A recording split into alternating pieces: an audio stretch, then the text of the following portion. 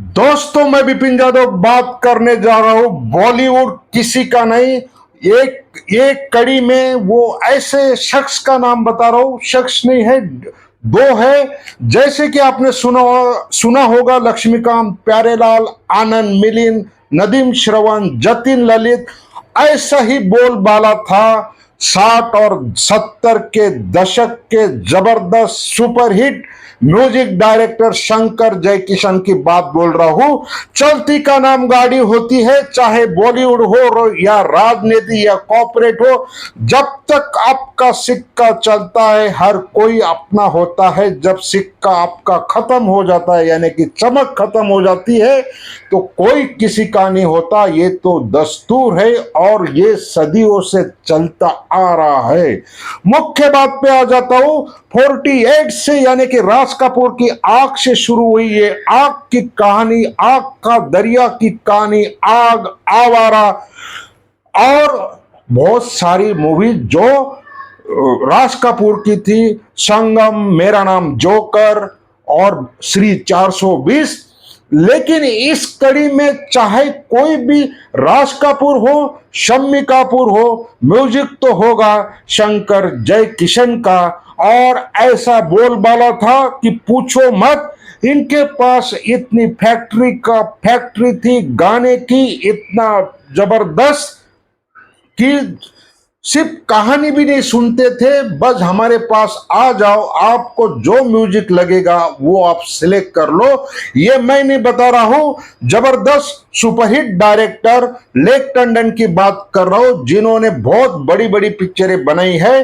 अव्वल तो प्रोफेसर से पहला ब्रेक जब उनको मिला और शंकर जयकिशन का म्यूजिक रहा, तो वो प्राइज भी उतनी लेते थे। शंकर जयकिशन की उस जमाने में प्राइज थी 5 लाख रुपए। मैं ये 60 की दशक की बात कर रहा हूं। आप सोचो, बड़े से बड़े सुपरस्टार भी उनके सामने पानी कम चाय थे।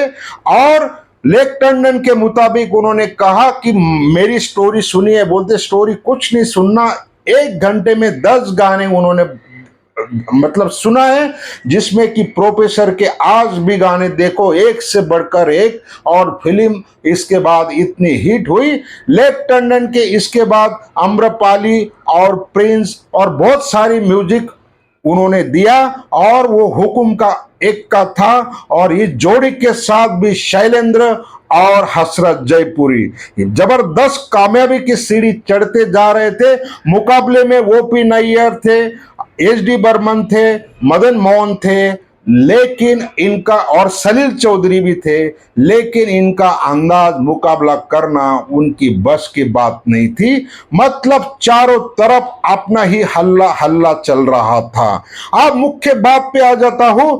मेरा नाम जोकर फ्लॉप हो जाना जितना तगड़ा झटका राज कपूर को था, उतना ही तगड़ा झटका शंकर जयकिशन की जोड़ी को भी रहा। 71 में जय किशन की डेथ का शंकर को तगड़ा झटका लगा। लेकिन अगर देखा जाए, 72 में 17 पिक्चरें रिलीज हुई, उनमें से ऐसा कोई करिश्मा नहीं कर पाई, ऐसा कोई म्यूजिक नहीं चला जो लोगों को आदत थी। जब राज कपूर ने बॉबी की घोषणा की, तो उन्होंने लक्ष्मीकांत प्यारेलाल को लिया। लेकिन हालांकि उसके बाद लक्ष्मीकांत प्यारेलाल ने राज कपूर के साथ प्रेम रोग सत्यम शिवम सुंदरम किया। अगर देखा जाए, 72 से लेके 87 तक, जब शंकर जी की डेथ होने तक उन्होंने 15 पिक्चरें किया।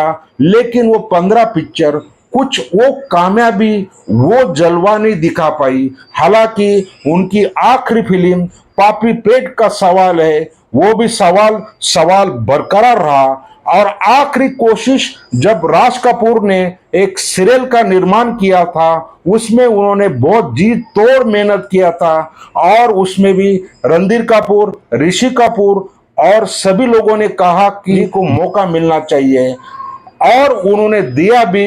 लेकिन वो सीरियल का जलवा सीरियल का ही होता है, वो सीरियल उतना ना चलना और 87 में शंकर की मौत हो जाना, इसी के साथ 40 साल का कुनबा शंकर जयकिशन का कुनबा खत्म होगा, उनका योग खत्म हो गया। लेकिन इतिहास के पन्नों पे जब भी 60 और 70 के दशक की बात आएगी तो इनका नाम के बिना आगे कोई भी गाड़ी चलने वाली नहीं है।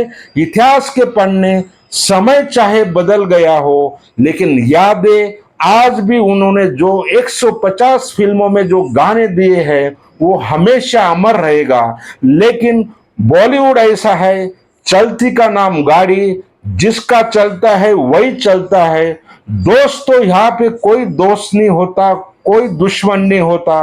मौके पे जो हिट है वही चलता है। ये सटीक विश्लेषण के साथ मैं अपना विश्लेषण खत्म करता हूं, और लाइक शेयर नहीं बनेगा तो बात नहीं बनेगी।